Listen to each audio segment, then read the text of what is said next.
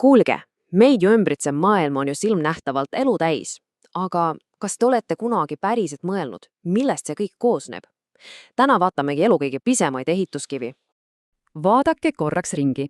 See on see uskumatu elurikkus, mida me iga päev näeme. Alates pisikesest teust, kes endale teed rajab, kuni suure ja võimsa hobuseni karjamaal. Kogu see taimede, loomade ja putukate virvar ongi see maailm, mida me tunneme ja armastame. Aga see kõik on, tegelikult ainult jäämäe tipp. Millest see kõik koosneb? Ja veel põnevam küsimus, mis toimub seal, mida me oma silmaga absoluutselt ei näe? Okei, lähme siis sinna nähtamatusesse maailma. Alustame kõige algusest, kõige fundamentaalsemast ideest. Kogu elu koosneb rakkudest. Ja mõne olendi jooks ongi see üks ainus rakk terve tema maailm. Kõigepealt, mis asi see üherakkuline organism üldse on? No, see on tegelikult lihtne. Kujutage ette, et terve elusolend, kõik, mida ta eluks vajab, on pakitud ühte ainsasse mikroskoopilise rakku. Ongi kõik. Rohkem polegi. Ja siin ongi see kõige põõrasem osa. Neid on absoluutselt igal pool. Igas tiigivedilgas, igas peotäies mullas ja isegi meie endi sees elab neid praegu miljardeid. Esimesena saage tuttavaks ammööbiga. Üherakkuliste maailmas on ta nagu, hiiglane. Ja vaadake, kuidas ta liigub. Ta ei uju ega kõnni, ta lihtsalt sirutab osa endast välja ja siis voolab ülejäänud kehaga järel. See on täiesti omamoodi viis maailmas toimetada. Aga kui ammööb voolab, siis kingloomal on hoopis teine tehnika. Terve tema keha on kaetud nende pisikeste karvakestega, mida nimetatakse ripsmeteks. Need töötavad nagu tuhanded imepisikesed aerud, mis teda graatsiliselt läbi vee lükkavad. Ja siin on meil silmviburlane. Vot see roheline tegelane on tõeline kihutaja. Ta kasutab ujumiseks seda pikka viburit, mida ta keerutab nagu propellerit. See teeb temast veemaailmas päris kiire ujuja. Aga vaadake nüüd seda, see on midagi täiesti erilist. Ränivetikas. See, mida te näete, on tema imekaunis ja keeruka mustriga kest. Ja see on tehtud ränist. See on põhimõtteliselt klaas, nagu pisike looduse enda disainitud klaasist kunstiteos.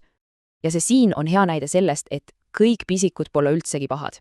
Saage tuttavaks soolekepike ehk E. coli. Ta on meie hea sõber, kes elab meie soolestikus, aitab meid kaitsta ohtlike bakteerite eest ja toodab isegi meie jaoks elutähtsaid vitamiine.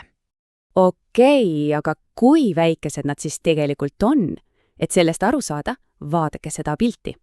Kõik need olendid, keda me just vaatasime, on siin reas ühe ainsa juuksekarva kõrval. Ja see juuksekarvise on ju imepisike.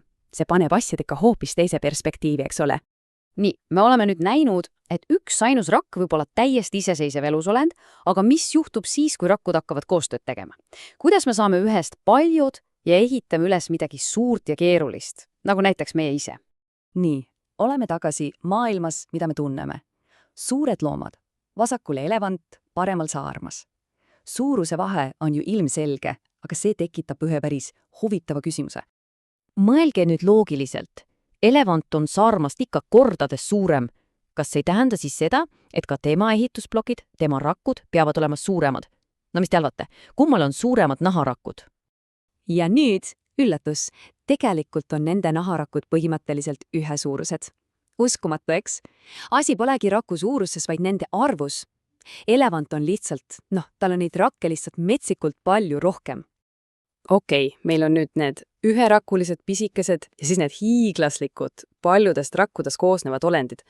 Kujutage nüüd ette, et te olete teadlane.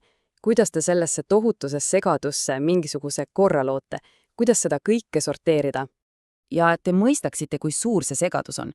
Teadlased arvavad, et maal on üle 3 miljoni erineva liigi. Üle 3 miljoni! Proovi saa neid kõiki ära sorteerida. Ühesõnaga on 2 peamist lähenemist. Esimene on lihtne. Jagame kõik 2, üherakulised ja mitmerakulised. Selge pilt.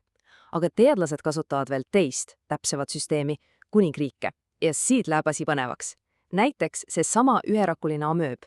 Ta kuulub tegelikult loomade hulka ja rännivetikas taimede hulka, sest üks jahib toitu ja teine teeb päikesevalgusest energiat. Teeme kiire ülevaate. Need ongi neid 4 suurt kuningriiki. Loomad, kuhu kuulume meie ja ka see pisike ammööb. Siis taimed, puudest kuni mikroskoopiliste vetikadeni. Seened, metsas kasvavatest seentest kuni pärmini. Ja lõpuks bakterid. Need on kõik üherakulised. ja see viibki meid viimase mõtteni. Mõelge sellele. Kui me kuuleme sõna loom, siis me kujutame ette midagi, suurt, võib-olla karvast, aga kui teadus ütleb, et ka see tilluke vormitu ammööb on loom, mida see siis tegelikult tähendab? Kuidas see muutab seda, kuidas te maailma vaatate ja mõistate, et kõik elusolendid on omavahel kuidagi seotud? Jätan teid selle mõttega.